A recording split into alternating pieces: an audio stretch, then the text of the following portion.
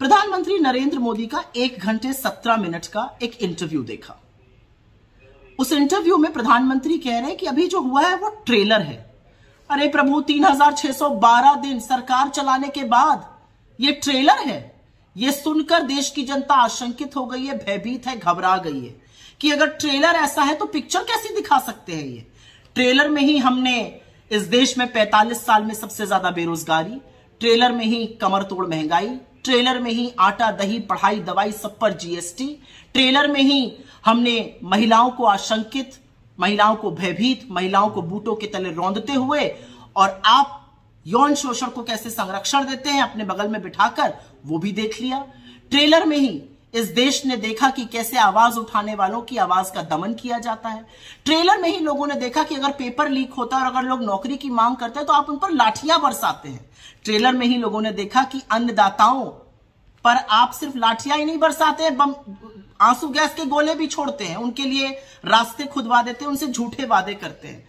तो ट्रेलर में इस देश ने बहुत कुछ देख लिया और अब ये देश हाथ जोड़ के कह रहा है, प्रभु बख्श दीजिए, झोला उठाने का वक्त आ गया है, हमने भी मन बना लिया है, आपको भी जाना है, इधर उधर की बातें मत कीजिए।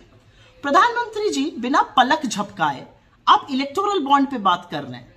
इलेक्टोरल बॉन्ड पे आपके गोरख धंधे की कलई इस देश के उच्चतम न्यायालय ने खोली है कि कैसे चंदा दो और धंधा लो और वसूली रैकेट आप चला रहे थे। क्रमवार तरीके से नाम और डेट के साथ यह स्पष्ट हो चुका है कि जब आपको कोई चंदा देता था तो उसको बड़े बड़े कॉन्ट्रैक्ट मिलते थे, आप कट ले रहे थे। यह भी साफ हो चुका है कि अपनी सीबीआई, ईडी, इनकम टैक्स से आप उस हर जगह छापा डालवाते थे जहां पर बाद में या तो कार्रवाई स्थगित हो जाती थी, कोई अप्रूवर बन जाता था। तो यह वसूली रैकेट, ये एक्सटॉर्शन रैकेट आप चला रहे थे। इस पर से पर्दा हट चुका है, इसका पर्दा फाश हो चुका है। लोग आपके भ्रष्टाचार की वॉशिंग मशीन से वाकिफ है। तो प्लीज इस तरह की बातें मत करिए। आपके इन जुमलों में 2014 में लोग आ जाते, अब थोड़ी कोई काले धन की आपकी बात मानेगा। काला धन, काला धन, अरे काला धन तो आप लाने वाले थे, 15 लाख बैंक अकाउंट में डालने वाले थे, कहां डाले आपने वो सब पैसे। असलियत यह है कि नीरव मोदी से लेकर मेहुल चोकसी तो किसी को तो वापस आप लेकर आ नहीं पाए। काले धन की बात करते हैं। फिर आपने कहा मैं गारंटी देता हूं प्राण जाए पर वचन न जाए। मोदी जी 15-15 लाख की, 2 करोड़ रोजगार की सालाना, ये सारी गारंटी आपकी है। किसान की दुगनी आय की, 100 स्मार्ट सिटी की, रुपया डॉलर 1 होने की, पेट्रोल डीजल 35 पर आने की, चीन को लाल आंख दिखाने की, सारी जिम्मेदारी तो आपकी थी, सारी गारंटी तो आपकी थी। आपकी गारंटी नहीं, आपके खोखले जुमले होते हैं, उनको आप किसी भी नाम से पुकारिए। और अंत में मैं आपसे एक बात कहना चाहती हूं, अपने मुंह से प्रभु राम का नाम मत लिया करिए। श्री राम हम सबकी आस्था के, हमारे विश्वास के, हमारी परंपरा के, हमारी लोक संस्कृति के प्रतीक है। प्रभु राम मर्यादा पुरुषोत्तम है। अगर उनसे कुछ सीखते तो थोड़ी मर्यादा, थोड़ा सम्मान, थोड़ा आदर जरूर सीखते। आपकी इन सब में कमी है। आप नाथूराम के भक्त हैं, आप नाथूराम का देश बनाना चाहते हैं, आप नाथूराम के पदचिन्हों पर चलते हैं। आपके अंदर नफरत भी नाथूराम जैसी है।